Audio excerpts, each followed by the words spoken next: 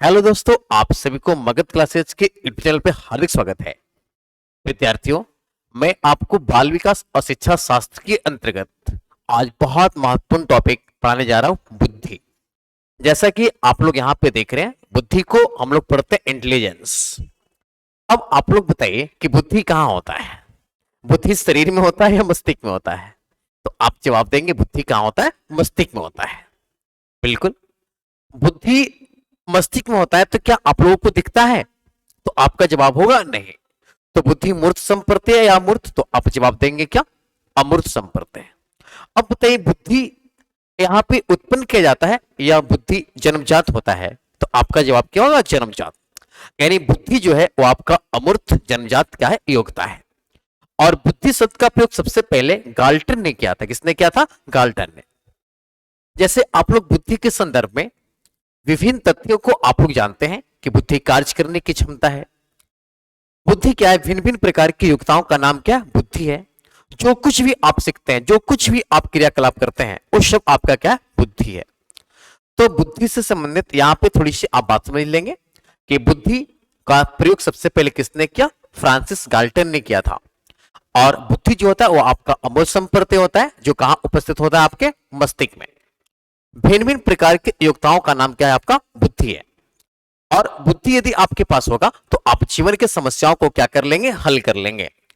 और एक बात आप सभी लोग जानते हैं, बुद्धि का मूल्यांकन नहीं होता है, बुद्धि का केवल क्या होता है? मापन होता है, जैसा कि आप लोग देख रहे हैं। अब उसके बाद यहां पे आप लोग देख रहे होंगे कि बुद्धि की अवधारणा। बुद्धि की अवधारणा क्या है? तो बुद्धि जो है वो आपके समायोजन की योग्यता है। यानी जो कुछ भी आप समायोजन करते हैं वो आपकी योग्यता क्या कहलाता है? बुद्धि। बुद्धि सीखने की योग्यता है। जो कुछ भी सीखते हैं वही आपका बुद्धि है। और आप लोग को मैंने क्या बताया कि बुद्धि जो है आपके अमूर्त तार्किक चिंतन की क्या है? अवस्था है, जिसको हम लोग क्या बोलते हैं? बुद्धि। जैसा कि आप लोग देख रहे हैं। अब उसके बाद यहाँ पे आप लोग देख रहे होंगे कुछ मनोवैज्ञानिक है। तो समायोजन के योग्यता के बारे में किसने किसने बताया? Stern, Cruz, Burt, Calvin, Freeman. सीखने की योग्यता Buckingham, Dearborn, McDougall, Thorndike, Freeman. अमूर्त चिंतन बिनेस, स्पीयरमैन, टर्मन और फ्रीमैन। तो आपको मनोवैज्ञानिक का नाम नहीं याद रखना ज्यादा। हाँ, कुछ ऐसे मनोवैज्ञानिक जो खास खास है, उस मनोवैज्ञानिक का नाम आपको याद करना पड़ेगा, जो आपके लिए यहाँ पे मैं लिख दिया हूं।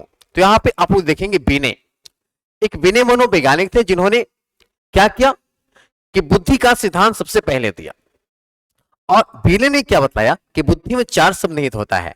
जैसा कि आप लोग देख रहे हैं, ज्ञान, आविष्कार, निर्देश और क्या? आलोचना। और बिने ने सर्वप्रथम बुद्धि का क्या क्या? सफल परीक्षण किया। किसने किया? बिने ने। अब इसके बाद आप लोग जानेंगे फ्रीमैन।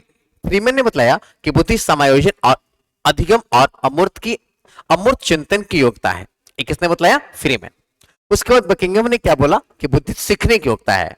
और उसके बाद देखेंगे डियरवन, यानी बुद्धि सीखने और अनुभव से लाभ उठाने की क्षमता है। टर्मन ने क्या बोला कि बुद्धि अमूर्त विचार या अमूर्त चिंतन के बारे में विभिन्न योग्यता है। तो वुडवर्थ ने क्या बोला कि बुद्धि कार्य करने की योग्यता है। यानी जो कुछ भी आप कार्य करते हैं ना, वही योग्यता आपके लिए क्या है? बुद्धि है। तो यहाँ पे आपके लोग बुद्धि से रिलेटेड आप लोग तथ्य जान गए। और मुख्य बातें क्या है कि बुद्धि क्या है? तो बुद्धि आपके मस्तिष्क में होता है, अमूर्त संप्रत्यय होता है, जन्मजात होता है। पीने ने क्या बताया? तो बुद्धि में चार शब्द होता है। कौन कौन? ज्ञान, निर्देश, आलोचना और क्या? आविष्कार। वुडवर्थ ने क्या बताया कि बुद्धि जो है वो आपके कार्य करने की क्षमता है। जो भी कार्य करते हैं वो आपका क्या है? बुद्धि है। तो ये आप लोगों ने जाना जनरल बात बुद्धि के बारे में। अब आप लोग यहां पे जानेंगे थोड़ी सी बुद्धि की विशेषताएं। तो बुद्धि जो है आपका एक जन्मजात प्राकृतिक योग्यता है।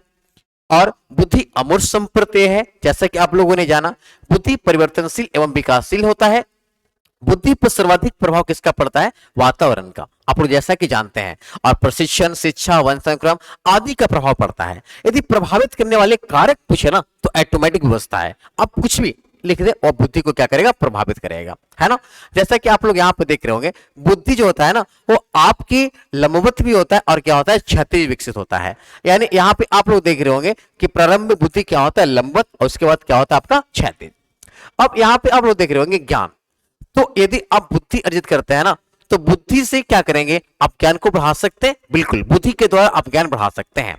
यानी बुद्धि आप विशिष्ट प्रकार से तैयार कर लेंगे ना, विशिष्ट प्रकार से प्राप्त कर लेंगे, तो वो बुद्धि आपका क्या कहलाएगा? ज्ञान कहलाएगा। तो ज्ञान और बुद्धि में घनिष्ठ संबंध होता है। और ज्ञान का व्यवहारिक जीवन में प्रयोग करना क्या कहलाता है? बुद्धि कहलाता है। यानी बुद्धि के द्वारा हम ज्ञान बढ़ा सकते हैं, लेकिन ज्ञान के द्वारा बुद्धि नहीं बढ़ा सकते। अब यहाँ पे आप लोग देख रहे हैं बुद्धि आपका टारगेट है और ज्ञान जो आपका क्या है? साधन है। अब इसके बाद आप लोग देखेंगे दोस्तों यहाँ पे बुद्धि को प्रभावित करने वाले कारक। तो बुद्धि को प्रभावित करने वाले कारक कौन है? वातावरण, जैसा मैंने बताया सर्वाधिक, वंशानुक्रम, नाम मात्र और वातावरण और वंशाणु की अंतःक्रिया, ये आपको ज्यादा इफेक्टिव है। अगर ए ऑप्शन तीनों में से यदि परीक्षा में ए ऑप्शन आए और चौथा रहेगा इनमें से कोई नहीं, तो आपको क्या मार्क कराना है? वातावरण और वंशाणु की अंतःक्रिया। अब आप लोग जानेंगे यहाँ पे बुद्धि का सिद्धांत। तो बुद्धि का यहाँ पे सिद्धांत देखेंगे तो बुद्धि का सबसे पहला सिद्धांत जो दिया वो किसने दिया? बीने। बीने ने बोला कि बच्चे की बुद्धि जो होता है ना मस्तिष्क में होता है और वो जन्मजात होता है। इस बात कौन बोला? बीने। तो बीने के सिद्धांत को हम लोग बोलते हैं एक कारक, एक तत्व या एक खंड सिद्धांत या निरंकुशवादी सिद्धांत, है ना। और इस सिद्धांत का प्रतिपादन कौन किया? अल्फ्रेड बीने ने किया था, है ना। और इस सिद्धांत के सहयोगी कौन थे? स्टर्न और कौन थे? टर्मन थे, है ना। जैसा कि आप लोग देख रहे हैं और यहाँ पे देखिए मैं आपको यहाँ पे एक चित्र की सहायता से आपको समझाना चाहते हैं कि बुद्धि आपके मस्तिष्क है और मस्तिष्क में एक तत्व होता है जो जन्मजात होता है और अखंड होता है। और इन्होंने इतना बता दिया कि बुद्धि को आने वाला समय तक कोई भी मनोवैज्ञानिक है ना इसको विभाजित नहीं कर पाएगा, इसलिए सिद्धांत को निरंकुशवादी सिद्धांत कहते हैं। अब यहाँ पे हम लोग बात करेंगे द्विकारक सिद्धांत यानी दो तत्व सिद्धांत या दो खंड सिद्धांत कह सकते हैं। तो दो खंड के सिद्धांत के बारे में किसने बताया? स्पीयरमैन। पेयर मतलब क्या होता है? जोड़ा। यानी स्पीयरमैन ने बताया कि बुद्धि में आपके दो खंड होते हैं, है ना। एक खंड होते हैं आपके सामान्य कारक होते हैं जो आपके जन्मजात होते हैं और दूसरे जो कारक होते हैं वो आपके विशिष्ट कारक होते हैं जो अर्जित होते हैं, जैसा कि आप लोग देख रहे हैं। अब स्पीयरमैन ने दो भागों में तो बांट दिया, लेकिन सबसे महत्वपूर्ण किसको माना? सामान्य कारक को। तो क्वेश्चन कभी कभी आपके आते हैं। उसके बाद यहाँ पर देखेंगे त्रिखंड सिद्धांत। तो त्रिखंड सिद्धांत भी कौन दिए? स्पीयरमैन। लेकिन इस सिद्धांत विवादास्पद रहने के कारण इस सिद्धांत आगे नहीं बढ़ पाया। तो अभी तक आप लोगों ने पढ़ा एक खंड सिद्धांत कौन दिया? बीने। द्विखंड सिद्धांत कौन दिया? स्पीयरमैन। त्रिखंड सिद्धांत कौन दिया? तो आप क्या बताएंगे? स्पीयरमैन। अब इसके बाद आते हैं आपके कौन? थॉर्नडाइक। थॉर्नडाइक क्या कहते हैं कि बुद्धि एक खंड दो खंड नहीं, बुद्धि में बहुखंड होता है, यानी बहुकालक सिद्धांत है। जैसे कि आप लोग देखे होंगे रेत के तीले, यानी आप लोग बालू देखे होंगे ये रखा हुआ। तो यहाँ पे थॉर्नडाइक का ऐसा मानना है कि जितनी प्रकार की आपका मानसिक योग्यता है उतना ही प्रकार का आपका क्या है? बुद्धि है ना। यानी बहुकारक सिद्धांत को आप लोग बालू का सिद्धांत भी कहते हैं या असंख्य कारक सिद्धांत भी कहते हैं या परमाणुवादी सिद्धांत भी कहते हैं, क्योंकि बालू कण छोटे छोटे छोटे छोटे छोटे परमाणु जैसा होता है, इसलिए परमाणु का सिद्धांत कहते हैं। तो आप लोग क्या जाने बहुकारक सिद्धांत कौन दिए? थॉर्नडाइक। अब इसके बाद हम लोग बात करते हैं यहाँ पे समूह कारक सिद्धांत। तो समूह कारक सिद्धांत के बारे में कौन बताया? थ्रस्टन। और थ्रस्टन ने बोला कि बुद्धि 7 प्राथमिक कारकों से मिलकर बना होता है, जिससे हम लोग बोलते हैं पीएमए, प्राइमरी मेंटल एबिलिटी। और प्रत्येक कारक एक दूसरे से भिन्न होते हैं, जैसा कि आप लोग यहाँ पे देख रहे हैं। पहला क्या? आंशिक कारक, अंकों की पहचानने की क्षमता। आंशिक नहीं, यहाँ पे मिस हो गया, यहाँ पे आपका आंकिक कारक, जिसको आप लोग कहते हैं क्या? अंकों के पहचानने की क्षमता। शाब्दिक कारक, शब्दों की पहचानने की क्षमता। स्थानिक और दैसिक कारक, और एग्जाम में पूछता भी है कल्पना करने की क्षमता। तार्किक कारक, तर्क करने की क्षमता। शब्द प्रवाह कारक, बोलने की क्षमता। स्मृति, याद रखने की क्षमता। प्रत्यक्षात्मक गतिशील कारक, तुरंत उत्तर देना। तो इस प्रकार से ये सिद्धांत थे और सिद्धांत को कौन दिया? थ्रस्टन। और इन्होंने बोला कि बुद्धि जो होता है 7 प्राथमिक कारकों से मिलकर बना होता है। अब इसके बाद हम लोग बात करते हैं तरल और ठोस सिद्धांत। तरल चीज आप लोग कैसे पीते हैं? केतली में। तो तरल और ठोस सिद्धांत कौन दिए? कैटल। तरल क्या होता है? वंशानुक्रम। और ठोस क्या होता है? वातावरण। इसके बाद ए और बी या अ और ब सिद्धांत कौन दिए? हैव, है ना। त्रिस्तरीय बुद्धि सिद्धांत कौन दिए? John B Carroll. और सामान्य कारक, विस्तृत कारक और संकीर्ण कारक के बारे में किसने बतलाया? क्रॉल। तो आप ध्यान रखिएगा, त्रिस्तरीय कौन दिए? जॉन वी क्रॉल, है ना। यहां पे यदि आपसे हम पूछते कि अब आपको मैंने जो पढ़ाया उस सिद्धांत को फिर से मैं दोहरा रहा हूं, एक खंड कारक कौन दिया? तो आप बताएंगे बी ने। द्विखंड स्पीयरमैन, त्रिखंड स्पीयरमैन, बहुखंड तो आप बोलेंगे थॉर्नडाइक, है ना। उसके बाद समूह कारक तो बोलेंगे थ्रस्टन, है ना। उसके बाद हमने बोला आपका क्या? तरल और ठोस सिद्धांत तो कैटल, और तो आप क्या बोलेंगे? है। उसके बाद हम बोला त्रितंत्रीय सिद्धांत तो आप क्या बोलेंगे? त्रिस्तरीय सिद्धांत तो आप क्या बोलेंगे? जॉन वी क्रॉल, जिसमें आपके सामान्य कारक, विस्तृत कारक और कौन होते हैं? सामान्य कारक। चलिए अब इसके बाद आइए बहुबुद्धि सिद्धांत, जो आपको तंग करता है। बहुबुद्धि सिद्धांत कौन दिया? Harvard gardener. और इन्होंने बोला कि बुद्धि जो होता है वो आपके 9 प्रकार का होता है, लेकिन अभी तक एक बुद्धि का मान्यता प्राप्त नहीं हुआ है और बुद्धि कितने हो गए आपके 8, जिसमें आप जानेंगे भाषाई बुद्धि, अध्यापक, वकील, इतिहासकार और कवि, यानी शब्दों और वाक्यों की बोध की क्षमता किसके पास, जिसके पास रहेगा उसके पास कैसा बुद्धि होगा, भाषाई बुद्धि होगा। अब यहाँ पे देखिए क्वेश्चन बहुत बार पूछा जा रहा है आप लोगों से कि तार्किक गणितीय बुद्धि किसमें पाया जाएगा, तो जो तर्क करेंगे उन्हें पाया जाएगा। अंकों के पहचानने की क्षमता, गणितीय प्रक्रिया में दक्ष रहेंगे जैसे वैज्ञानिक, गणितज्ञ और क्या अभियंता। इसके बाद आप लोग देखिए स्थानीय बुद्धि। तो स्थानीय बुद्धि क्या है दोस्तों, कल्पना करने की योग्यता, यानी जो लोग कल्पना करेंगे उनमें कैसा बुद्धि पाया जाएगा, स्थानीय बुद्धि, जैसे चित्रकार, मूर्तिकार, कवि और कलाकार। अब इसके बाद हम लोग जानेंगे शारीरिक गतिज बुद्धि। शारीरिक गतिज बुद्धि क्या होता है, जो शरीर पर क्या रखते हैं, नियंत्रण रखते हैं, उन पर पाया जाता है क्या, आपके शारीरिक गतिज बुद्धि।